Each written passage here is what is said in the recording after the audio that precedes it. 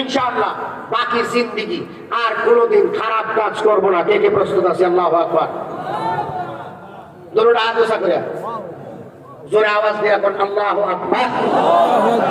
আমার সাথে সাথে বলবেন আল্লাহ আর কোনোদিন খারাপ কাজ করব না, ভালো কাজ করব, ভালো কাজের দাওয়াত দেব ইনশাআল্লাহ। আল্লাহ তুমি কবুল করো, আমিন। মনে থাকবো। এইবারে আমার কেনা কেনা কষ্ট দিচ্ছেন, কষ্ট নেই তো শেষ।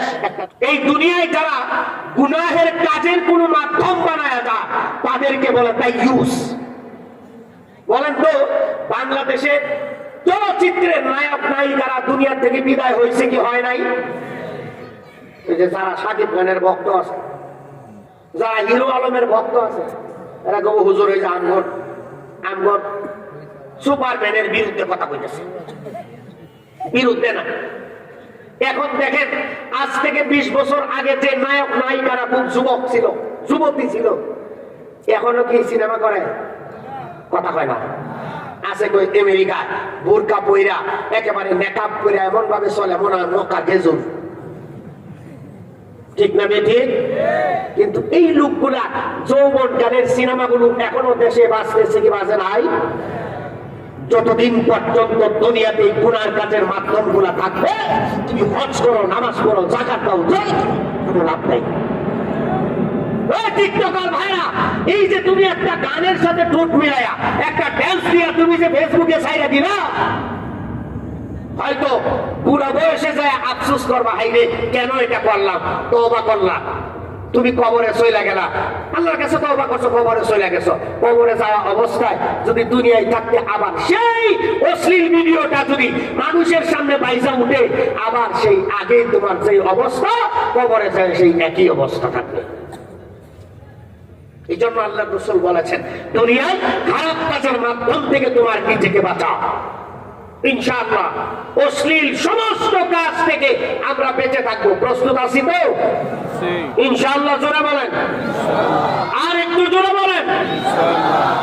এখন প্রশ্ন আসতে পারে, হুজুর এই যে এই কামের মাধ্যম তো করে ফেলাইছেন, কি করব? হ্যাঁ, একটা ব্যবস্থাপনা করতে পারেন। যেহেতু এই চলচ্চিত্রের ভেতরে সেন্সর বোর্ড নামে একটা বোর্ড আছে, যারা এই সিনেমাগুলোকে অনুমোদন দেয়। এই সেন্সর বোর্ডে আপনার এই অশ্লীল সিনেমাগুলোর কারণে এমন হারাম কিছু কাজ, এই কাজগুলোর বিরুদ্ধে আপনি একটা মামলা করে যান। মামলা করে বন্ধ করার জন্য মামলা করে যান, করে আল্লাহর কাছে তওবা করেন, আল্লাহ যৌবন বয়সে আকাম কুকাম 13 বরং সব করে লাইছি, আল্লাহ আমারে মাফ করে দাও। এমন একটা ব্যবস্থা যদি করতে পারেন, হইতে পারে আল্লাহ তাআলা আপনার জন্য মাফের ব্যবস্থা করতেও পারেন। কেন? আল্লাহ রাসূল বলেছেন যদি কোনো মানুষের এই জমিন থেকে আসমান পর্যন্ত যদি তার গুনায় ঠেক লাগানো থাকে, এরপরেও সে যেন আল্লাহর রহমত থেকে নৈরাশ না হয়। কারণ বান্দার গুনার যেমন শেষ নাই, আল্লাহর রহমতেরও শেষ নাই। আল্লাহ তাআলা আমাদের প্রত্যেককে এই ভালো কাজের ব্যাপারে সহযোগিতা করার তৌফিক দান করুন। সবাই বলে আমিন।